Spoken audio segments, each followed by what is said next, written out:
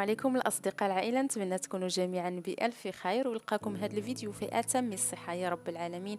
وما تنساوش الصلاة على الرسول، اللهم صل وسلم على سيدنا محمد وعلى آله وصحبه أجمعين.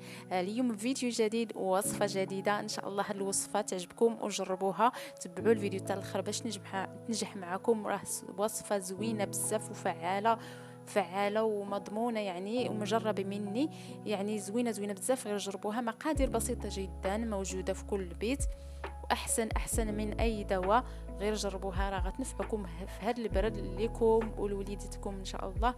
وخليكم مع المقادير وطريقة التحضير ان شاء الله. بسم الله على بركة الله. عندي هنايا ملعقة كبيرة من الزعتر غير مملوءة،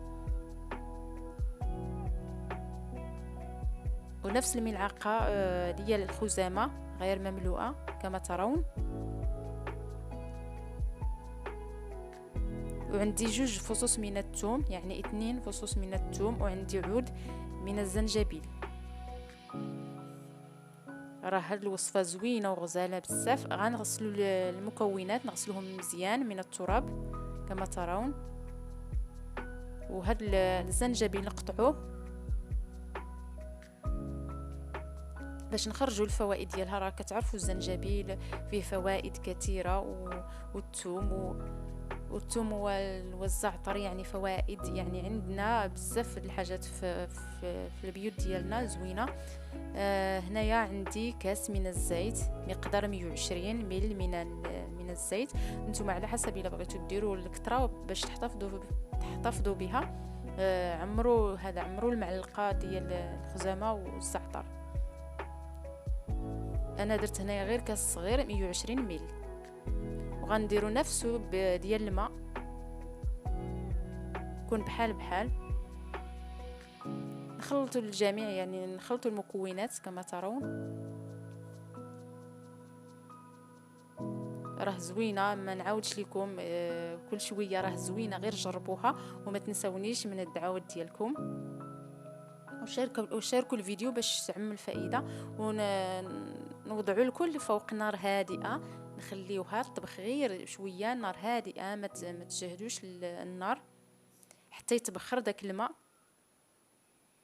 تبقى ليا غير زيت الزيتون،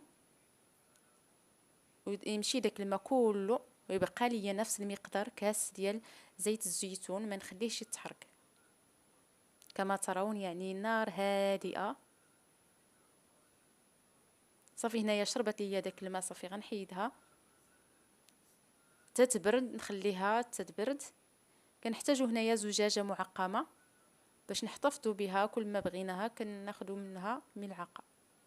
صافي غنحتفظ بها في زجاجه كما ترون. خليتها تبردات، وغندير غير نص ديال دوك العشوب، حيت ما غنديرهمش كلهم حيت القرعه عندي صغيره. ويمكن تستعملوها في الحين، يعني الا كنتو مرض بالكحه او الزكام تشربوا منها. الا بغيتو تصفيوها نتوما تخليوها 3 ايام وعاد تصفيوها في مكان مظلم، ونحتفظوا بها في مكان مظلم. كل ما بغيناها كنستعملوها. راه زوينه بزاف. غير جربوها ان شاء الله، راه غتنفعكم.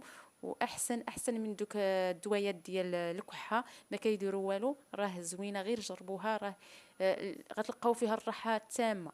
حيت انا جربتها، الوالده ديالي كانت عندها الكحه، يعني كحه صعبه جدا. الحمد لله داك النهار عطيتها ليها ونعسات الحمد لله. وبغيت نشاركها معكم، علاش لا. غناخذوا منها الا بغينا نعسو ناخذوا منها ملعقه كبيره ونعسو. ما ناخذوش شي حاجه اخرى من وراها، يعني بحال الماء ولا شي حاجه. صافي نعسو مباشره. يومين ولا 3 ايام صافي غتمشي. داك النهار راه كتمشي. يلا دمتم في امان الله، الى اللقاء.